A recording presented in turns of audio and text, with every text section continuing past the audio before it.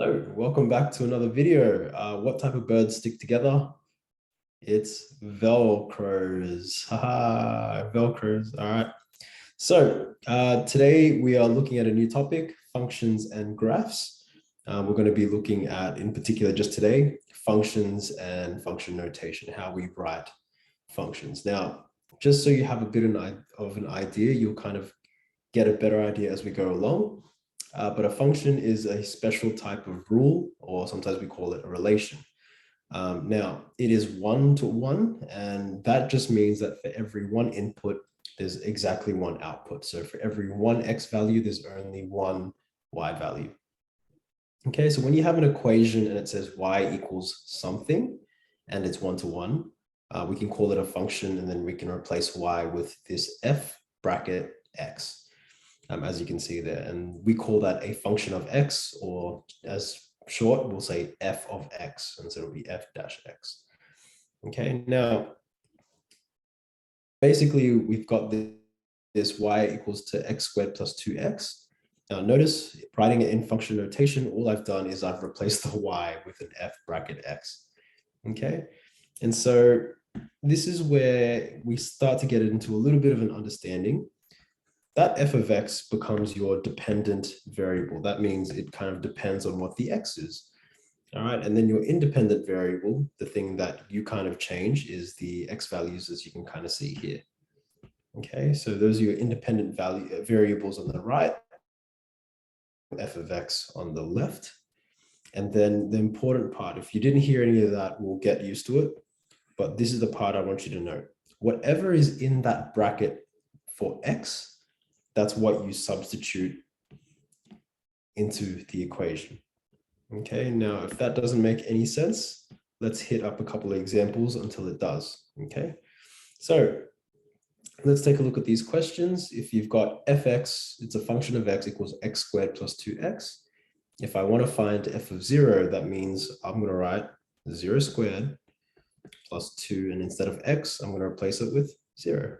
So what's 0 squared plus 2 times 0? Well, it's just going to be 0. If I have f of 3, then you guessed it, I'm going to substitute 3 in for x, okay?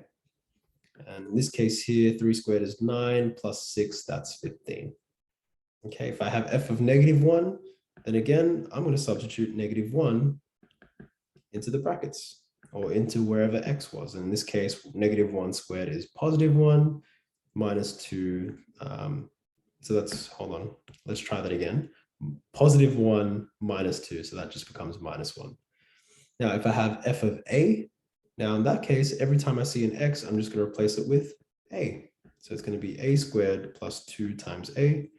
And to write that a little bit nicer, it'll just be a squared plus 2a. And it looks pretty similar to the one above, because all we've done is we've just changed the letters. But in this case here, if now I've got something else in here, now I've got an x squared, just be careful with your substitutions. Again, at this point, all you're really doing is you're substituting, and I'm hoping that makes sense. So in this case, it will be x to the power of 2 squared. So that's going to be x to the power of 4 using your index laws. And then it'll just be plus 2x squared. And that would be that.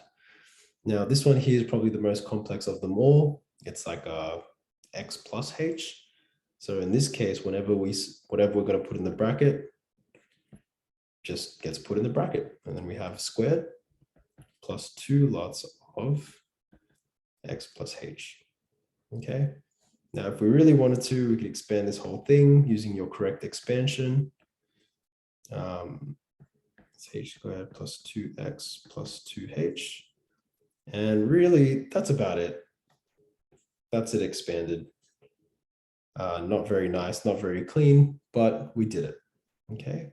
So the thing that I want you to get here is whatever function they give you, whatever formula, whatever relation, whatever rule they give you, whatever goes in the bracket gets substituted in for x. Okay, so if it's a, you substitute in a where the x's were. Okay, and if it's x plus h, then you replace that where the x's were originally. Hope that makes sense. Have fun, and I'll catch you guys later. Okay, bye-bye.